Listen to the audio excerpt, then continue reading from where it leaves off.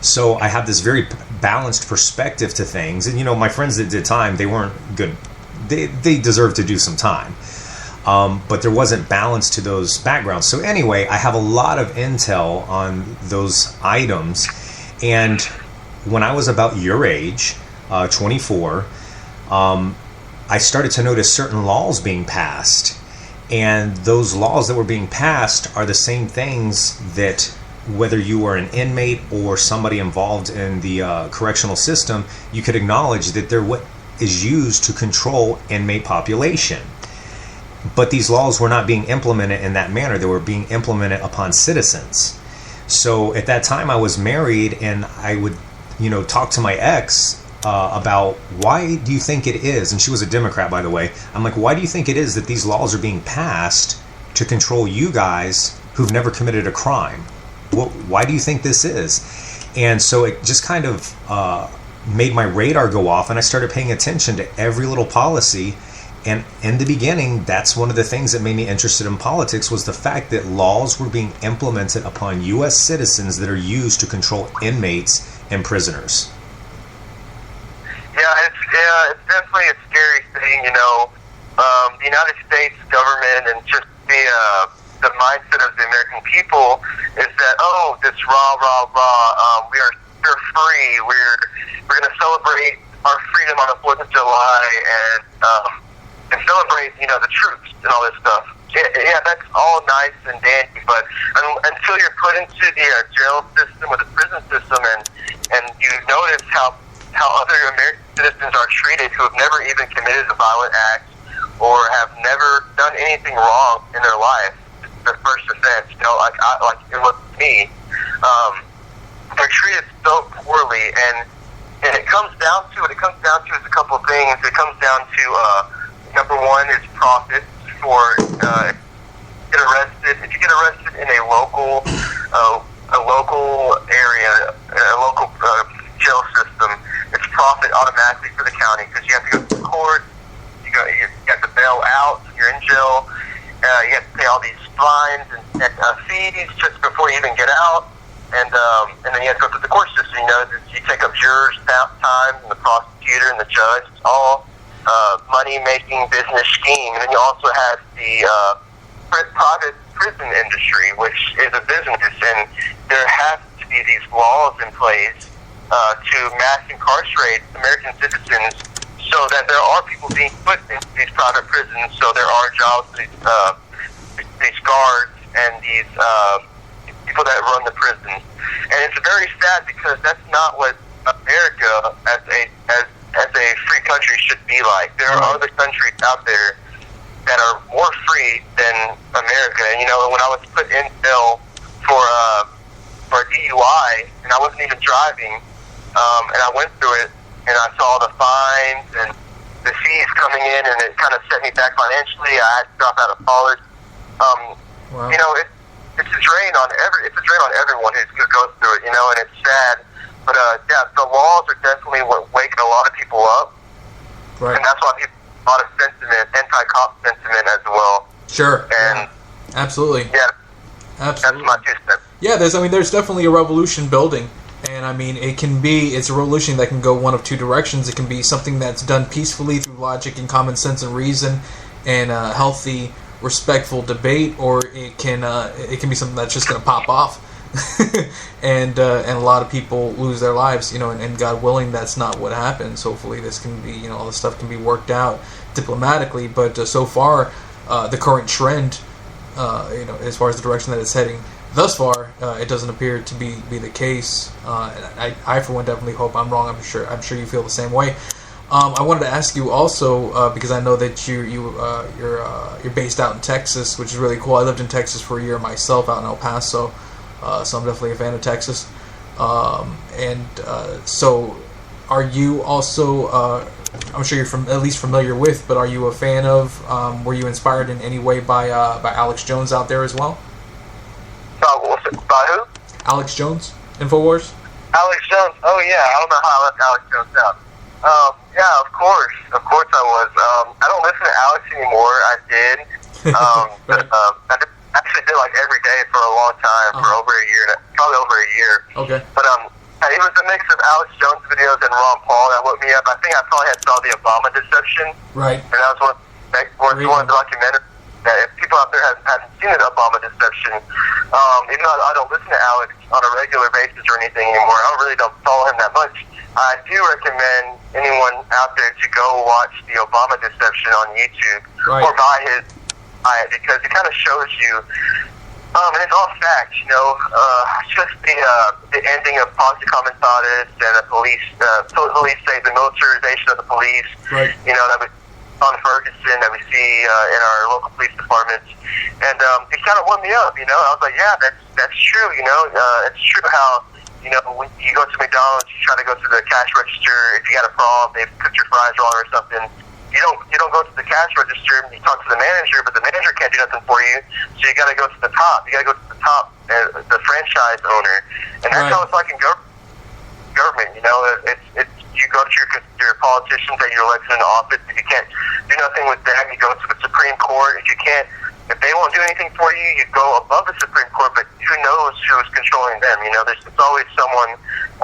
It's always like a bitch team. It's a top tier of people in power in government. Some that are not in the spotlight, that are really running things. And Alex Jones did wake me up to that, so I do have to thank him and InfoWars. I actually put an InfoWars.com bumper sticker on my car recently. Nice. And I was always against bumper stickers on the back ends of cars, but my friend gave it to me for free, so I was like, what the hell? Why not? Why not wake up a couple people? Right. Yeah, Alex Jones was definitely, and InfoWars definitely inspirational or really a mind-opening expansion into government truth. So I thank him on that one too. Yeah, absolutely. Yeah, and I'm the same way. I pretty much, I was a big Obamanoid, not Obamanoid. God forbid. That's what's wrong with me. Chop out my tongue. I was a big Alex Jones follower for a while.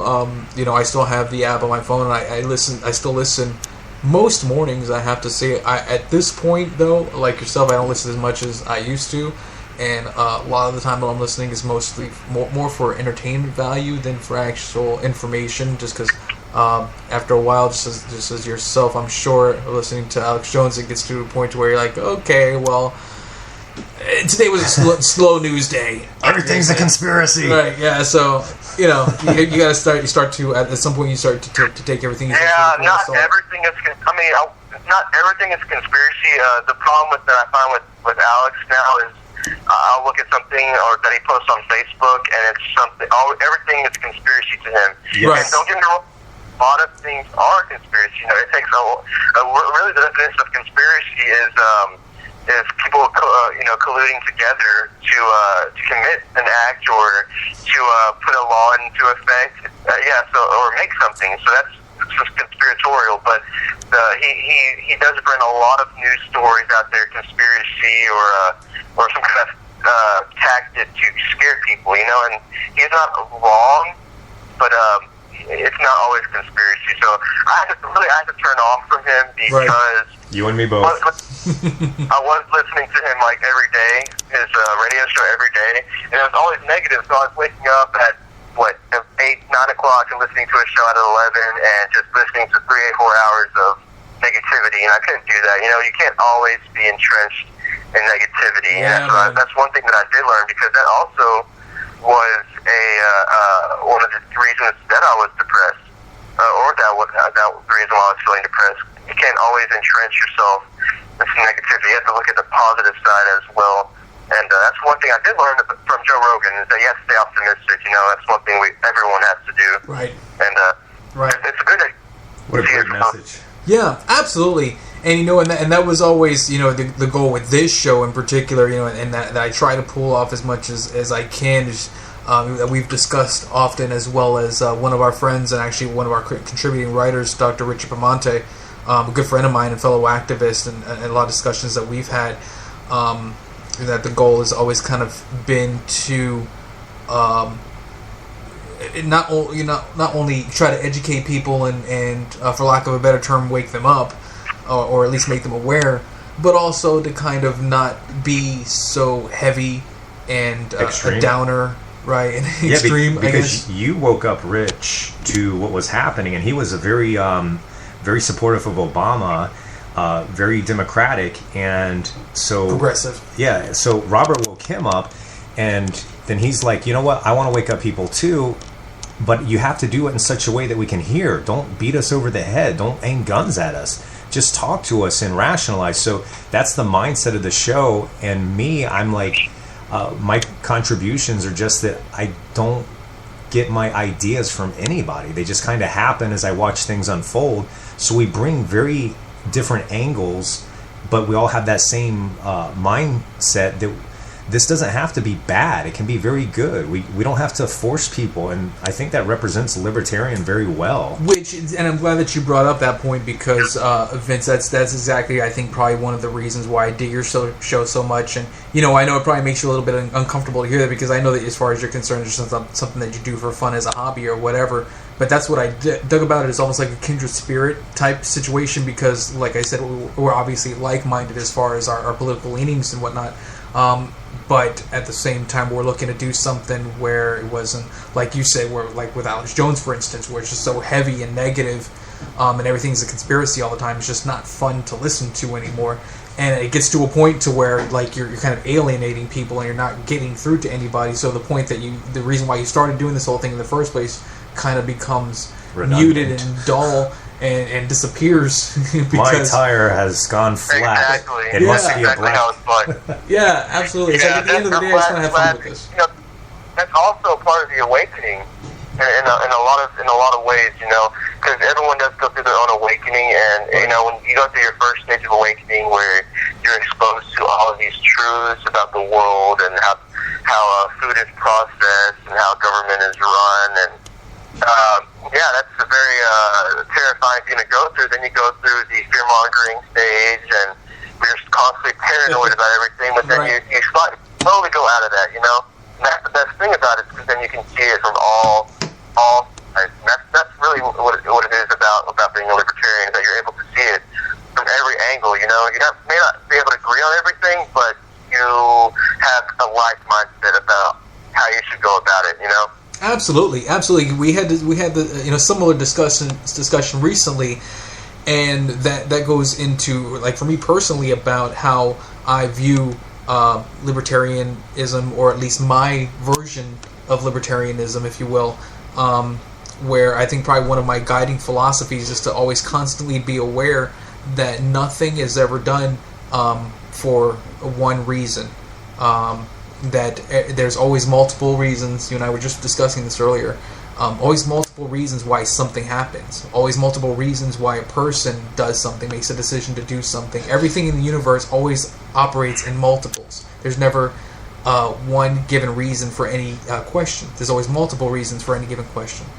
That's just so the whole kind of black and white view has been something politically shared between both the left and the right, where it has to be one or the other. This whole one or the other idea. The same thing happens when you talk about religion and science. Yep. That we have scientists that say, well, it's only this, and Christians or whatever the case may be say, well, it's only this. Well, why can't it be both? If the universe, obviously the observable universe, always operates on multiple levels, everything happens for multiple reasons, and why wouldn't religion and or science be the same thing? I agree. You know what I'm saying? So. Exactly. So I look at politics the same way. Just everything I look at philosophically in regards to the way that the world works, everything happens for multiple reasons. Just like the old analogy, you can't build a house with one tool. Everything that's Perfect done. analogy. Everything that's done is multiple reasons. Domino effect, or the butterfly effect, or whatever allegory you want to use. But politics is the same thing. So anything that it kind of becomes obvious to you. Everything's connected. Right, and all of the plans and the goals and the end games, whatever the case may be, become obvious once you come to that realization. You start to see the framework of how things operate and what the ultimate goals are for these politicians. I'm very thankful for people like Alex Jones, and I cannot listen to him for the same reasons that you mentioned, Vince, because it's just constant negativity. And, right. if my tire went flat today, it's because a black helicopter came and didn't want me to drive to my destination. It gets a little extreme, but I'm so thankful. I'm so thankful for the Alex Joneses, and there's a few guys out there